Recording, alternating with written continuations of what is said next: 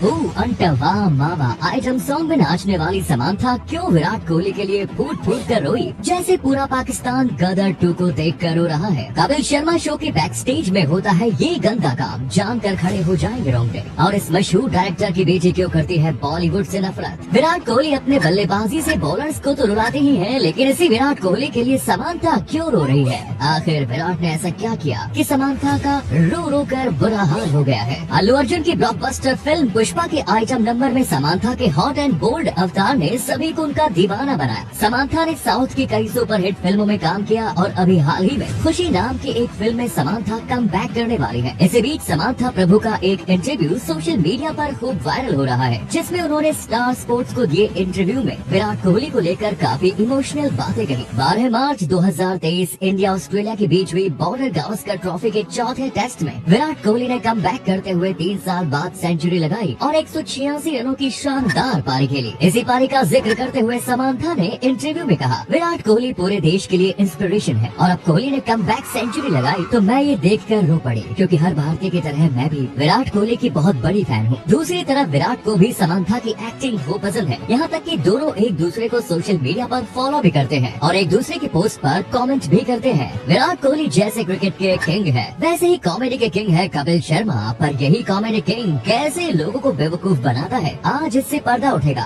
कपिल 10 सालों से अपने शो के जरिए सबको एंटरटेन करते आ रहे हैं, जिसमें कपिल शर्मा और उनकी टीम सबको कितना हंसाती है, पर शायद ही आप इस शो के बैक स्टेज के काली करतूतों से रूबरू होंगे। कपिल शर्मा शो में जो हंसती हुई ऑडियंस हमें दिखती है, उनके साथ काफी बदतमीजी की जाती है और उनके साथ नौकरों जैसा सलूक किया जाता है। इस काले राज का पर्दा कपिल शर्मा शो में बैठे एक ऑडियंस ने अपने सोशल मीडिया पर फांस किया, लेकिन ये ऑडियंस आखिर आते कहाँ से है? क्या ये कोई एक्टर्स है? क्या इन्हें कहीं से बुलाया जाता है या फिर ये टिकट खरीद कर इस शो में जाते हैं? दरअसल ये काम कोऑर्डिनेटर का होता है। वो मुंबई में एक्टर बनने आए नए नए लड़कियों को एक्टिंग करवाने और कपिल के शो में जाने का लालच देकर गोरेगांव फिल्म सिटी में बुलाते हैं, जहां लंबी लाइन लगती है और कोऑर्डिनेटर आकर जरूरत के मुताबिक ऑडियंस सिलेक्ट कर अपने साथ ले जाता है और जो बच जाते हैं उन्हें वापस भेज दिया जाता है। सिलेक्ट हुए लोगों को मार्क कर उनकी एंट्री शुरू होती है। अंदर जाने के बाद उन्हें हंसने की एक्टिंग करने को कहा जाता है। रिपोर्ट्स की माने तो कपिल के शो में 40% ही कॉमेडी होती है, बाकी पूरा फेक स्माइल होता है। चौंकाने वाली बात तो ये है कि शो में बैठने से पहले लोगों का फोन और बाकी सभी चीजें ले ली जाती है। जो मॉडल्स अर्चना के पीछे बैठती हैं, उन्हें ज्यादा पैसे दिए जाते हैं। शो शुरू होने के पहले शो का मैनेजर आकर ये कहता है, कपिल जितना पूछे उसी का जवाब दीजिए, खुद से कोई सवाल या उसका जवाब देने की जरूरत नहीं है। इतना ही नहीं, वहाँ खाना 3 कैटेगरी में होता है। लाइव ऑडियंस के लिए एकदम साधारण, क्रू टीम के लिए अच्छा खाना, कपिल शर्मा की टीम और जो गेस्ट आते हैं उनके लिए भी VIP खाना परोसा जाता है। यानी वहाँ जो ऑडियंस आती है उनके साथ भिखारियों जैसा सलूक किया जाता है और इन ऑडियंस की इतनी बेइज्जती करने के बाद 500 से 800 रुपए दिए जाते हैं। वहीं जो सुंदर मॉडल्स होते हैं उन्हें 1500 से 2000। लेकिन जो कोऑर्डिनेटर होते हैं वो इन बेचारी ऑडियंस को कपिल और अन्य बड़े सेलिब्रिटीज से मिलवाने के सपने दिखाकर कमीशन के तौर पर इनके आधे पैसे खा लेता है। सारा दिन मेहनत और बेइज्जती करवाने के बाद इन लोगों के हाथ सिर्फ 300 से 400 रुपए ही लगते हैं, जो कि शर्मनाक बात है। गैंग्स ऑफ वासेपुर जैसी जबरदस्त मूवी बनाने वाले मशहूर डायरेक्टर अनुराग कश्यप की बेटी आर्या कश्यप दिखने में किसी हीरोइन से कम नहीं, बावजूद इसके वो फिल्मों में काम क्यों नहीं करती? अगर वो चाहती तो अपने पिता का नाम इस्तेमाल कर बॉलीवुड में अपना करियर सेट कर सकती थी, पर वो बाकी नेपो किड्स की तरह बिल्कुल नहीं है। आर्या कश्यप अमेरिका में अपनी पढ़ाई पूरी करने के अलावा खुद का YouTube चैनल चलाती है, जिसमें वो अपने बॉयफ्रेंड के साथ नजर आती है। हाल ही में आर्या ने फेमस बॉलीवुड डायरेक्टर इम्तियाज अली द्वारा डायरेक्ट की गई शॉर्ट फिल्म में भी काम किया। हालांकि फिल्म में एक्टिंग करने के बाद भी वो बॉलीवुड में काम नहीं करना चाहती, क्योंकि वो इंडिपेंडेंट लाइफ जीना चाहती है। यहाँ तक कि खुद को इंडिपेंडेंट बनाने के लिए आलिया ने घर तक छोड़ दिया। उस वक्त उनके अकाउंट में सिर्फ 1500 रुपए ही थे, पर आलिया ने किसी की मदद नहीं ली और आज अपने बलबूते पर बड़े ही शानदार तरीके से अपनी लाइफ लीड कर रही है। वहीं बॉलीवुड के कुछ नेपो किड्स अपने बाप का नाम इस्तेमाल करके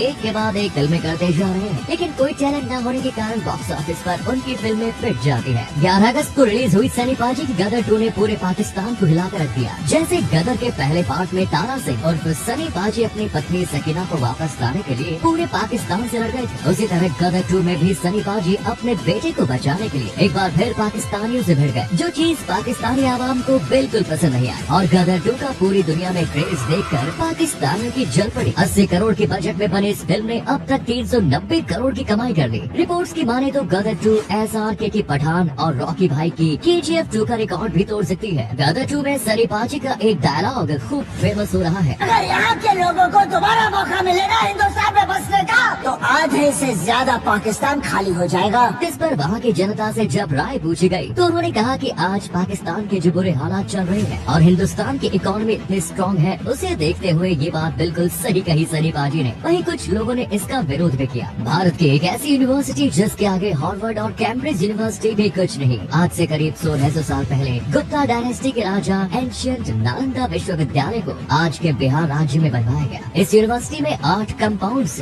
डॉर्मेट्रीज, 10 मंदिर, लाइब्रेरी, लेक्स और पार्क सब कुछ था। ये दुनिया की पहली रेजिडेंशियल यूनिवर्सिटी थी जहाँ 10,000 छात्र और 2000 से ज्यादा प्रोफेसर रहते थे। Father of Indian mathematics Aryabhata जिन्होंने शून्य का आविष्कार किया, वो इसी यूनिवर्सिटी से पढ़े और बाद में इसके हेड भी बने। इस यूनिवर्सिटी में बुद्धिज्म, वेदास, मैथ्स, लॉजिक और मेडिसिन जैसे अलग अलग सब्जेक्ट्स पढ़ाए जाते हैं और यहाँ पढ़ना बिल्कुल मुफ्त था। ये यूनिवर्सिटी इतनी मशहूर थी कि यहाँ Mongolia, China, Tibet, Korea, Japan जैसे देशों से लोग पढ़ने आते हैं। लेकिन अफसोस 700 साल सफलता पूर्वक चलने के बाद एक मुगल शासक बख्तियार खिलजी ने नालंदा विश्वविद्यालय में आग लगवा दी। कहा जाता है कि 3 लाइब्रेरी इतनी विशाल थी कि उनमें रखी 90 लाख किताबें इतनी ज्यादा थी कि ये आग करीब 3 महीने तक जलती रही।